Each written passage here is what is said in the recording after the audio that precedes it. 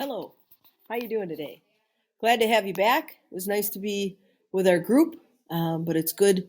It's good to be back and get this book finished up. We should be able to finish this book early next week. We'll move right into The Alchemist after that. There won't be as much putsy stuff with The Alchemist, just some reading and some basic comprehension. All right, I got my sheets here.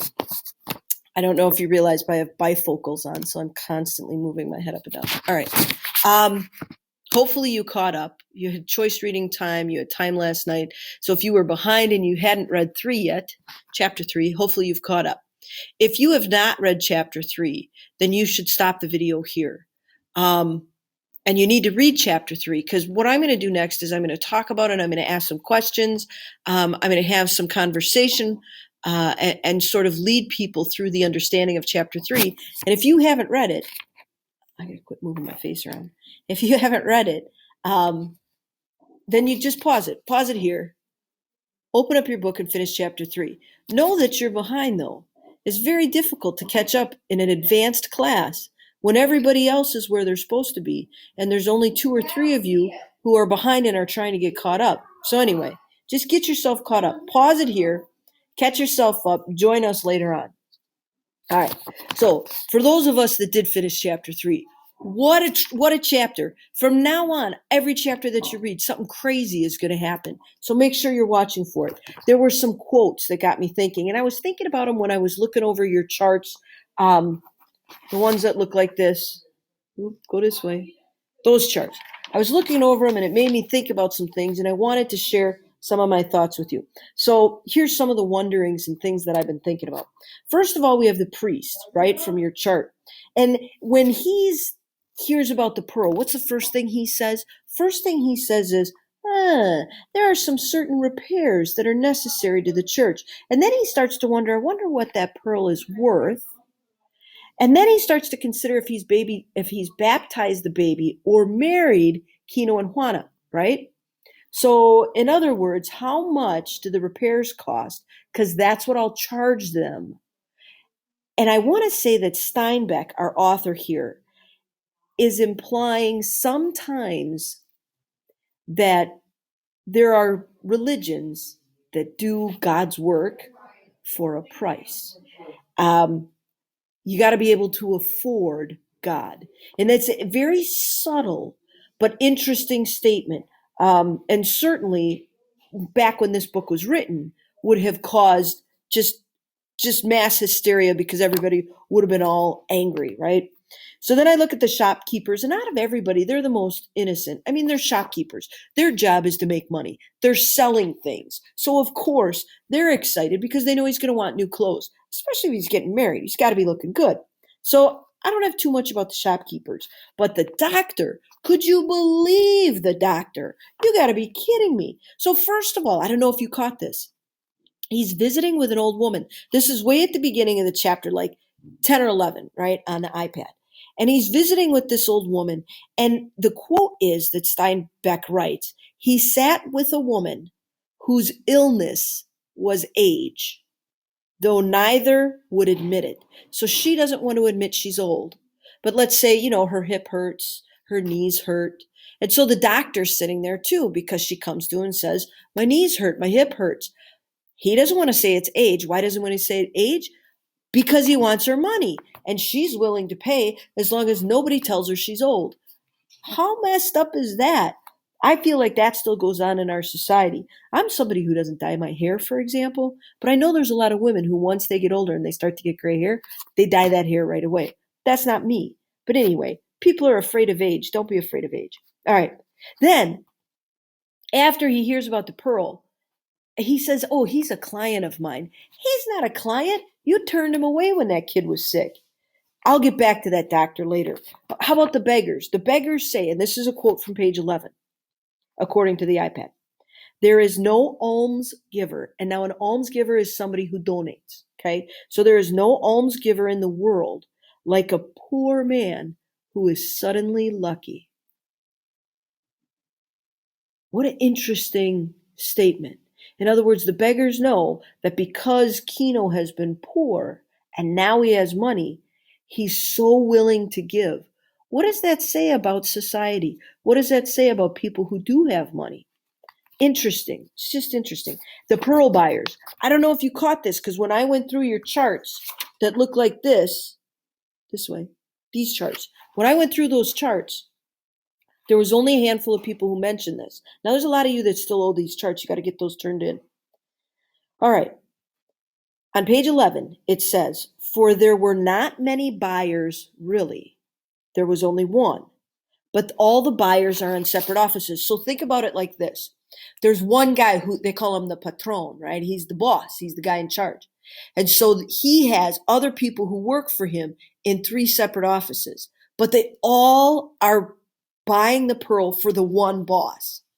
So if you have a pearl and you take this pearl and you go to, buyer number 1, you're like, well, what do you think this pearl's worth? Oh, I don't know. Maybe I give you $50 for it. $50. This thing is worth more. And I go to the second one. And the second guy says, meh, maybe I'll give you 40. 40? Are you kidding me? This thing is worth so much. And then I go to the third one. And the third one says, nah, the most I could go is 55. What? This thing is worth so much money. You're only going to give me $55? Well, what are you going to do? There's only 3 buyers. So the guy gets it for $55. But had the guy gotten it for 40, the boss would have been impressed. So they're all purchasing the pearl for the boss. They're using the boss's money. But they play it like they don't know each other. They know each other. Because then it says, there's not really many buyers. There's only one. And then the same quote on page 11, it talks about the patron. The patron is the boss, and the patron cannot live forever. So these 3 guys are all thinking about that pearl and thinking about taking that boss's job. So they have some clear motivation, right? What motivates people? Now we're getting closer to it. Now, Kino, what's motivating him? He begins to hope and dream. He begins to think about all of the things his family could have. He is worried that God will punish him for having this hope, though. So now they go home, and there's visitors. Do you remember the beginning of the book? Were there a lot of visitors? No, nobody visited them. Now, Pearl? Oh, all kinds of visitors. First one that shows up, the priest. That's interesting. And how does he treat them? He treats them like children. That's a quote from page 13, 14, somewhere in there. He treats them like children. They're not children. They're grown people. That's racial oppression. If you're writing your paper with a theme about racial oppression, you better have marked that. There's no way he's ever been in their house before. In fact, he's never even married them. But he shows up, and he tells Kino that his namesake, that means that there's someone else named Kino, is in the Bible, and that he tamed the desert. In fact, on page 14, he says, it is in the books. And Kino looks at Coyotito, and he thinks, soon my son will know what things are in the books. In other words, he doesn't believe the priest. He doesn't believe the priest that anybody named Kino is in that book, and chances are they're not. So he's waiting, he's hoping that his son will learn to read so they cannot be fooled again. Isn't that interesting? Then the evil song starts playing, right? Some of you had music as your theme, there goes that evil song. Kino holds the pearl tightly. Then the doctor shows up and Kino's knuckles start to burn. Talk about foreshadowing, right? He says he's felt hundreds of years of subjugation. Now, Kino can't feel hundreds of years because Kino is not 100 years old or 300 years old, but he knows that his people have been subjugated. I hope you looked up that word. What is sub? Think about your stems.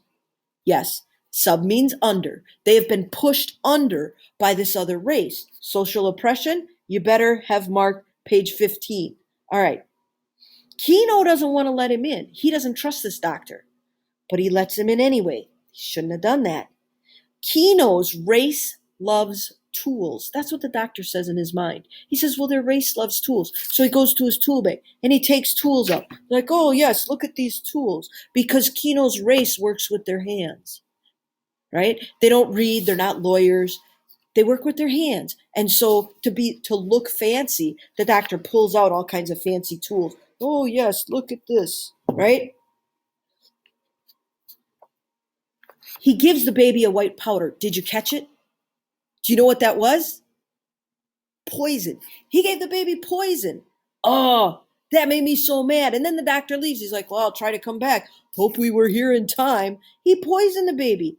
So then the doctor shows up. The baby's sick. He's puking everywhere. It's a mess. Up shows the doctor. Guess what? He cures him. Of course he cured him. He's the one who poisoned him. The baby was already fine.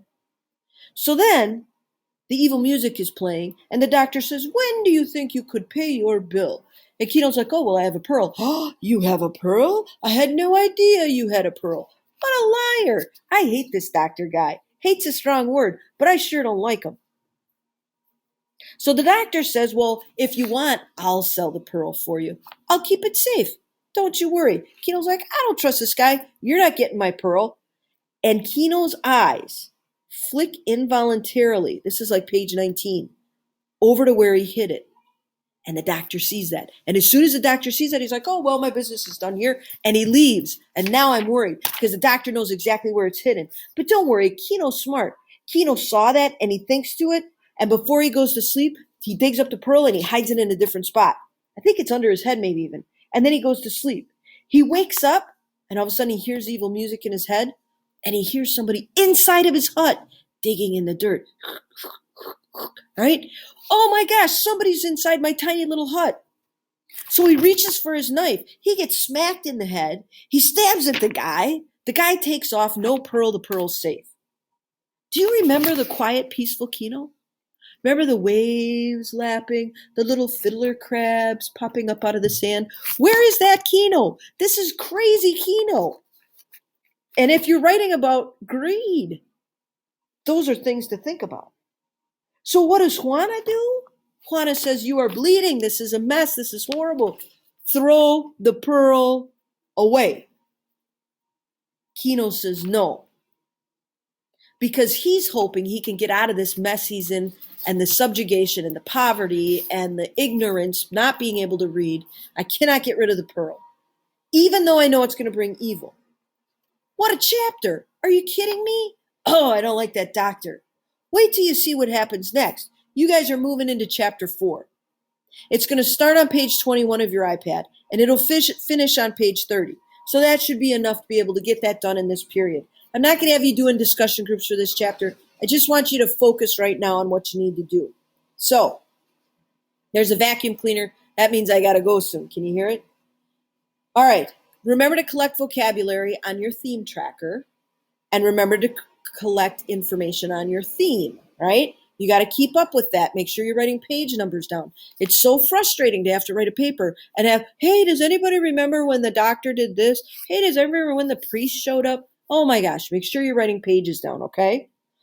Also, I want you to develop 3 level 3 questions for chapter 4, okay? So again, you're thinking about questions that don't have one answer. You're thinking about ones that people have formed opinions about or can have discussions about, because we are going to use those, okay? Remember, I'm just an email away if you need me, and I think you guys are doing good. Hey, make sure you're checking on your work. I got a handful of you that are missing stuff, all right? If you can't remember something, scroll back through Google Classroom. Find it in there, okay? Chances are you probably did it and you just didn't email it or you didn't submit it.